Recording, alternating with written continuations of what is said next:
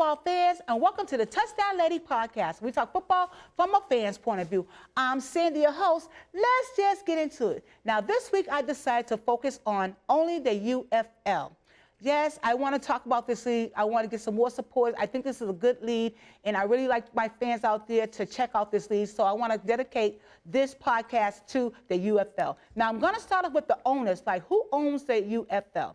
Well, Dwayne Johnson, which is The Rock, Danny Garcia, the Redbird Capital, and Fox owns the league. Now, this league was formed by two different leagues, the XFL and the UFL league. There was both separate spring leagues, and they merged together in 2024 to create the one league, the UFL. Now, what I like about the UFL, well, I like the coaches. I think there's some good quality coaches that have won championship as college, has played in coached in the NFL as well. So we're getting good quality coaches as well as players. Now, most of these players come from college. They played some kind of football in college, and they just didn't continue their career in the NFL, so they came to the UFL. They are good quality players. Some did play in the NFL, and now they're playing for the UFL. But when you're watching these games, you're getting good coaching and good players. I also want to shout out to the referees. I feel that the referees are more prepared in the UFL. They're more accurate in their play calling, and that's what I like about this league. It's a smaller league on a smaller scale, but the games are enjoyable, and you still get good quality players in a good quality game. So please check it out, support them. The UFL, I'm all about supporting them. Maybe one day, if they get some more support, they might be as big as the NFL. That would be nice to have two different leagues. But for now, the UFL, it's a good spring league. It's only a 10-week league, so it's easy to watch. It's not that long. Also, I want to talk about some of the rules that I like in the UFL that they don't have in the NFL. And one of them is the head coach challenge. Now, the way that works, in order to do, a head coach can challenge anything he wants, a play, a call, anything that he wants, he can challenge. But he must have a timeout. That's the only way you can do a head coach challenge. They throw out the red flag, but you have to have a timeout. Now, if the head coach winds up winning this challenge, he gets another challenge, head coach challenge, and he gets to keep his timeout. But if he loses the challenge, he doesn't get any more challenges, any head coach challenges for the rest of the game, and he also loses a timeout. So I like that about that. It makes it more fun, more exciting in this game to see what the coaches are going to challenge and what they're not. Another thing I like about the UFL is the scoring.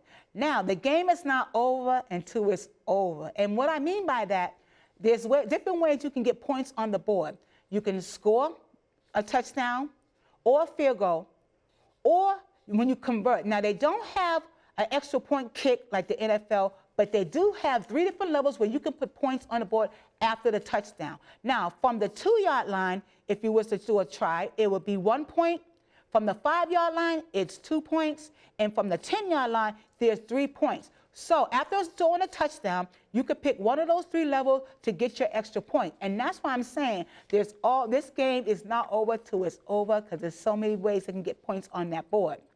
Another thing I like about this league is that the coaches and the players all have headphones on, so you can hear the coach talking to the quarterback calling the plays out. It's just so nice to be. It's a lot of more interaction than the NFL for us fans that really love the game. We want to hear what the coaches got to say or what they be saying on the field. And so by them having the mic on and their headphones for the quarterback and stuff like that, it's so fun. You can get to hear the coach when he yells and when he's saying a good job.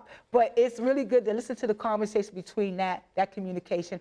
Also, every week, the teams have different players with body cams on them. So you feel like you're actually on the field. Sometimes they show it in a huddle or catching, making a play. But it's really fun to watch that as well.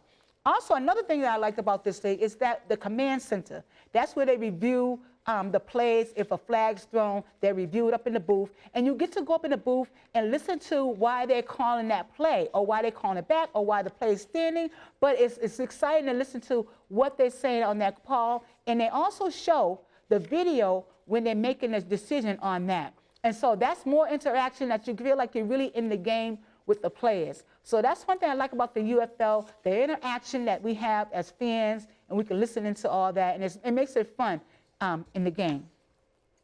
Now, I want to talk about the view of the games that I watched over the weekends. Week 7, we are going into week 8. Like I said, it's only an 10-week league, and it's about to end. So a lot of these teams are really making a run this week towards to get a playoff spot to go into the championship game, which is in June. Now, the first game I want to talk about is the DC Defenders versus the San Antonio Brahmas. Now, the DC Defenders wound up winning this game 32-24. Yes, the Brahmas are improving. They're doing better, but they're still not coming with the wins with what they need to do. The DC Defenders is a good team. They're one of the favorite teams right now, looking to make it into a playoff spot. They're good on offense and defense. They move the ball well. They got a good quarterback. Jordan Tamu, he had 278 yards, 2 touchdowns in this game. On the other side for the Brahmas quarterback, Kevin Hogan, he had 230 yards and 2 touchdowns in this game as well. But on offense and defense, DC Defenders is just a well put together package, and they was able to come up with this win. After losing last week, they came up with the win this week over San Antonio Brahmas, and again, that score was DC Defenders 32, Brahmas 24.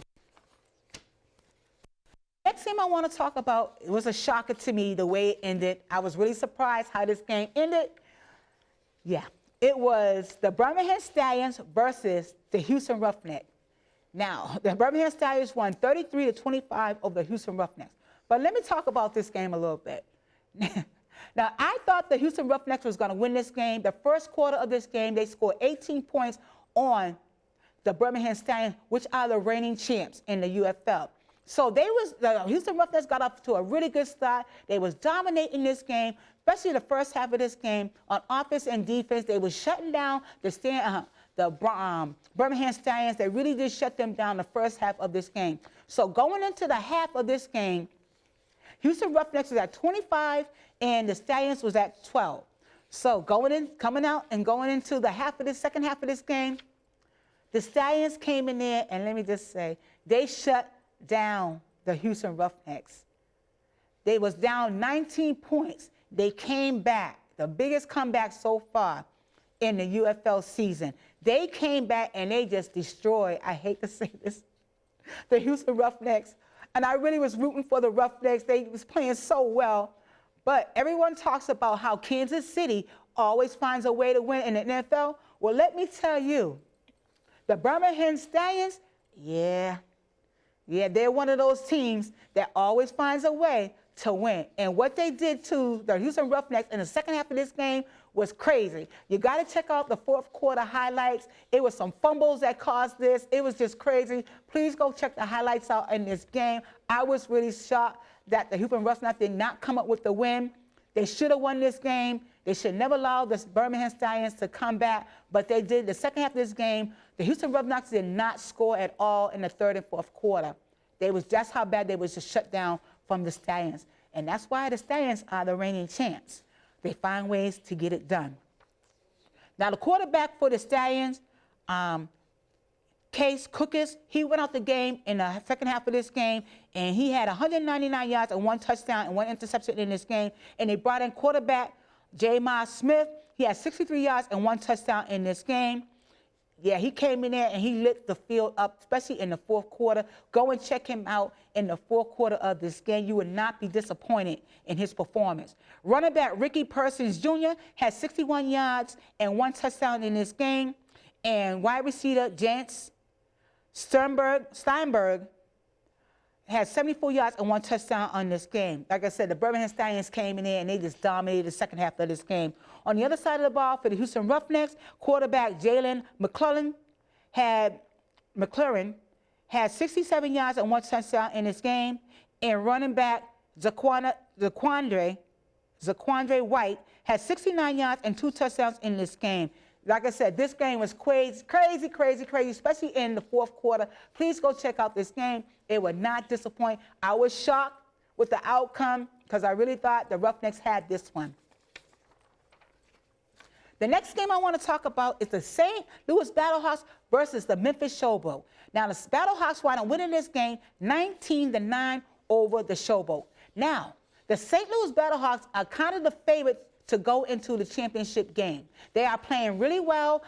Some of their star players got shut down in this game, like Jacob Sayers, the running back. He only had 25 yards. Hakeem Butler, the wide receiver, only had 6 yards for the Battlehawks. Those are like their star players. They were shut down by the Memphis Showboats defense. But the quarterback for the St. Louis Battlehawks, Max Duggan, he had 215 yards and 2 touchdowns and 1 interception in this game. On the other side, the Showboat quarterback, Dresser Wynn, I think this was like his 3rd start. He had 196 yards and 1 touchdown in this game. And running back, in this game. Now, the Memphis Showboats only scored points in the third and fourth quarter. But the St. Louis Battlehawks scored mostly all the quarters except for the fourth quarter. And this was a really good game. Like I said, the Battlehawks came in there. They struggled a little bit. The Showboats also struggled a little bit, but the Battlehawks came in there and they took the lead in the game and they never lost the lead in this game over the Showboats. So, like I said, the St. Louis Battlehawks are looking to be one of the favorites to go into to make it to the championship game this season. We just have to wait and see. Like I said, going into week 8 is really going to tell what 4 teams is going to go into the playoff round. Now, the coach of the week is going to be Peyton Pardee. I think it's Peyton Pardee. Now, he is the youngest head coach coaching in professional football in the NFL and the UFL. He's 28 years old.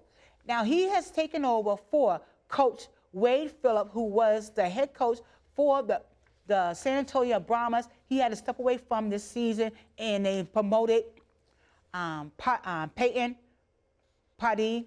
He was already an offensive coordinator, so he got promoted to the head coach for Coach Wade.